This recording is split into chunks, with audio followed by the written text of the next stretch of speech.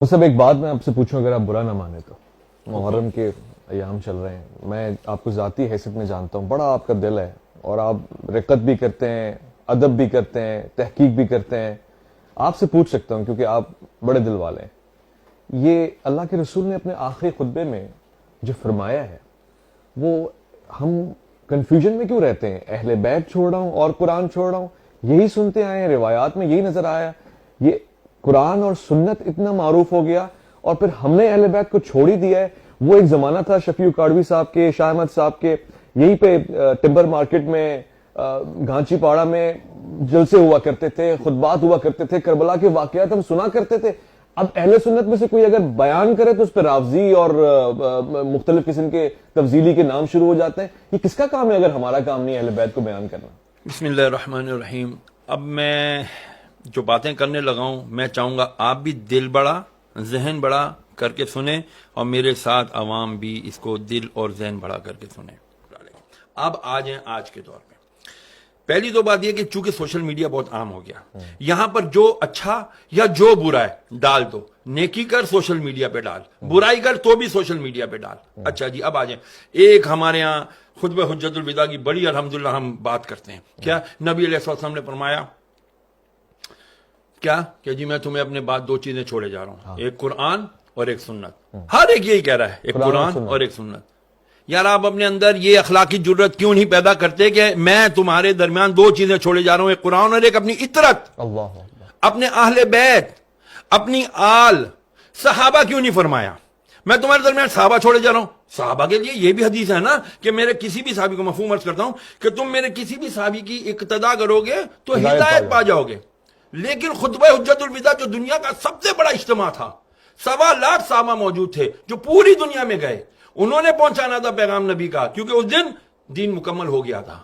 جب یہ آیتیں سنی تو حضرت ابو بکر صدیق رو رہے تھے. عمر فاروق جا کے کہتے ہیں او مبارک ابو بکر تم رو رہے ہو، آج تو دین مکمل ہو گیا. فرمایا تم سمجھے نہیں، دین مکمل ہو گیا مطلب اب اللہ کے نبی ہم سے جانے والے ہیں.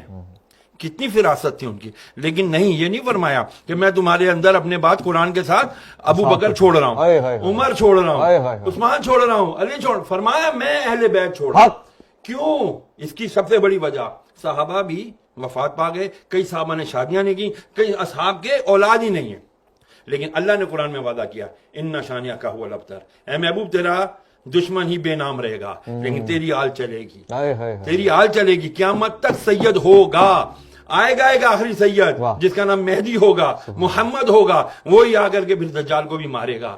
وہی آ کے جب حضرت عیسیٰ علیہ السلام کو بھی کلمہ پڑھا کر کے وہ کہیں گے کہ اب میں لا الہ الا اللہ محمد رسول اللہ کا کلمہ پڑھتا ہوں. اب بات آ جاتی ہے یہاں پر کہ ہم کیوں نہیں سناتے کربلا کا. چھوڑ دیا کربلا کو، شیعوں کا کام ہے یہ تو ہمارا کام نہیں ہے. یہ کس نے کہہ دیا کہ یہ خالی کربلا، اہل بیت، نبی کی آل صرف شیعوں کا ٹھیکہ ہے؟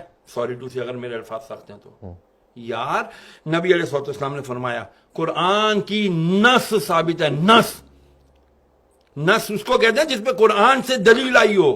تو قرآن کی آیت مباہلہ نہیں ہے، آیت تطہیر نہیں ہے. میں تم سے کچھ نہیں مانگتا، نبی فرما رہے ہیں اللہ کی، میں کوئی کچھ نہیں سوال کرتا تم سے، الا المودۃ القربا، میرے اقربا کی، میرے اہل بیت کی، ان کی مودت رکھو.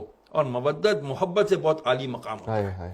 اس کے اندر اگر ہم جائیں گے نا، لیکن جب تک وہ کرائیٹیریا نہیں بنے گا اس وقت تک بچیں گے نہیں. کون سا ٹولہ شروع ہو گیا جی؟ ذرا سا ذکر اہل بیت کیا، ذکر علی کیا، انہوں نے کہا تفضیلی ہے تو رافضی ہے. اب اس کا کیا کریں؟ یہ بھی تو مسئلہ ہے. میں نے آپ سے عرض کیا نا، ہمیں دوبارہ ریویو کرنا پڑے گا. میں تمام علماء اہل سنت سے ہاتھ جوڑ کر، میں حقیر فقیر آدمی طالب علم ہوں، میری کوئی اوقات نہیں ہے، صرف ہاتھ جوڑ کر جید علماء سے، بڑے علماء کرام سے عرض کروں گا خدا کے لیے، ایک تو ہم اپنا ایگو، انا کا خول توڑیں. گردن میں جو سریے ہیں ان کو ہاتھ جوڑ کر عاجزانہ آپ کی جوتیاں پکڑ کر عرض کرتا ہوں، خدا کے لیے بیٹھیں.